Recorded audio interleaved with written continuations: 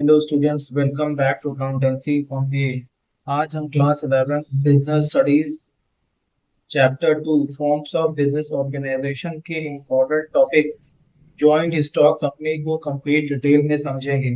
अगर आप exam preparation कर रहे हैं तो ये वीडियो एंड तक देखिए, क्योंकि आज का कॉन्सेप्ट बहुत इम्पोर्टेंट है। और हाँ, इस टॉपिक के पीडीएफ नोट्स का भी मैं प्रोवाइड कर रहा हूँ। पीडीएफ नोट्स का लिंक डिस्क्रिप्शन और पिन कमेंट में मिल जाएगा। सबसे पहले समझते हैं जॉइंट स्टॉक कंपनी क्या होती है।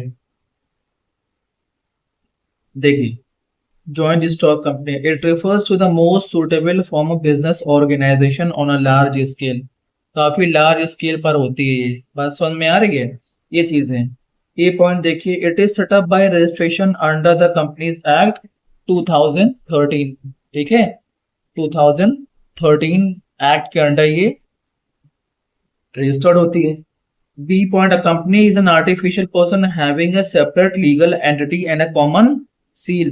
कंपनी क्या होती है? आर्टिफिशियल पर्सन होती है। आर्टिफिशियल पर्सन मींस पर्सन ही होती है, लेकिन ना वो बोल सकती है, ना चल सकती है, ना खा सकती है, लेकिन सारी चीजें एक इंसान की तरह कर सकती है। बीइंग अ नेचुरल पर्सन, जैसे एसेट की बात हो या फिर डेब्ट लेने की बात हो। बात समझ में? अभी जैसे जैसे चैप्टर को क्लियर करेंगे, क्लियरिटी और मिलती जाएगी। सेपरेट लीगल एंटिटी मींस क्या होता है कि कंपनी अलग और जो उसके ओनर होते हैं वो अलग मानी जाती है। कॉमन सील का मतलब क्या होता है? कंपनी का ठप्पा, ठीक है ना, signature. Share holders are the owners of the company. Company के जो भी ओनर होते हैं वो शेयर होल्डर कहलाते हैं। फीचर्स देखिए, first, artificial person. A company is created by law.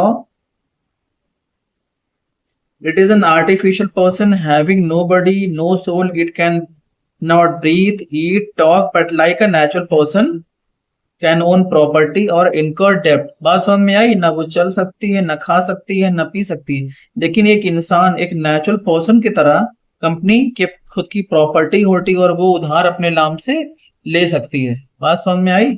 Second देखिए, separate legal entity. A company acquire a separate legal entity in the eyes of law. कानून की निगाह की बात की जाए तो कंपनी एक सेपरेट लीगल एंटिटी होती है।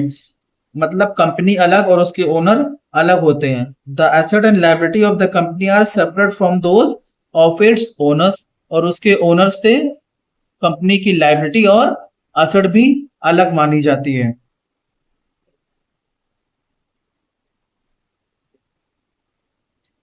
थर्ड देखिए, formation. Formation of a company is a time consuming, expensive, complicated process. बात समझ में आ रही है? It involve preparation and document. बहुत सारे टिम्बा होता है इसके अंदर। फोर्थ, कंटिन्यूटी, मतलब चलती रहती है हमेशा, फर्क नहीं पड़ने वाला किसी के जीने से, किसी के मरने से। A company has a permanent existence not affected by death and insolvency। कुछ भी हो जाए कंपनी चलती रहेगी, एक जाएगा दूसरा खड़ा हुआ है काम करने के लिए। मेरिट्स देखिए, फर्स्ट, लिमिटेड लाइबिलिटी। पीछे बात की अभी। Liability of the share holders of a company is limited to the external of amount unpaid the share holders by them. Company के शेयर होल्डर्स ने जितने शेयर्स लिए, मतलब जितनी उनकी उनका अमाउंट डिपॉजिट है, बस जितना अमाउंट का शेयर होल्डर है बस उतनी ही लाइबिलिटी होती है, उससे ज्यादा की नहीं होती। ठीक है।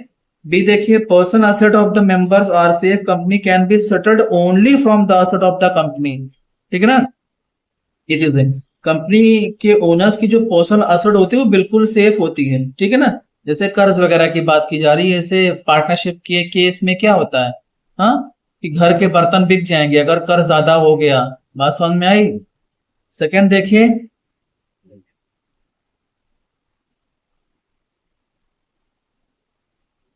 Transfer share. A shareholders can sell his shares at the time when the market condition are favorable as he is need of money। Company के शेयर होल्डर्स की ये अथॉरिटी होती है, वो जब चाहे अपने शेयर्स को बेच सकते हैं अगर मार्केट की कंडीशन अच्छी है, पैसे अच्छे मिले, या फिर शेयर होल्डर्स को खुद पैसे की जरूरत है तो।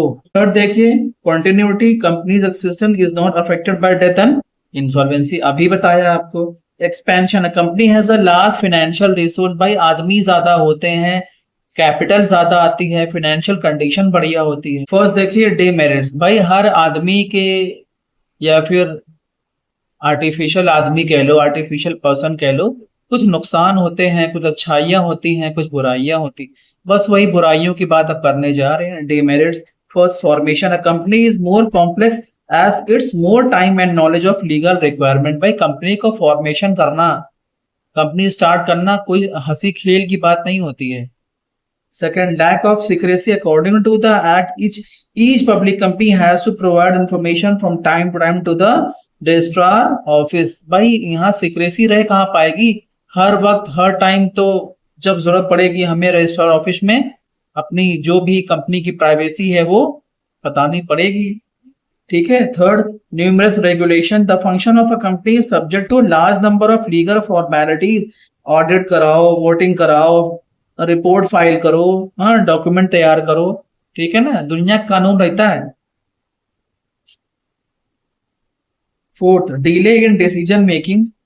Decision making is a time consuming process. All important decision are taken by the board of director, BOD, as refer to general meeting. भाई आपको किसी का भी कोई राय मशवरा लेना है, डिसीजन लेना है, तो टाइम उसमें ज्यादा जाए ना। लेकिन यहाँ पे तो सारा काम कौन करेगा?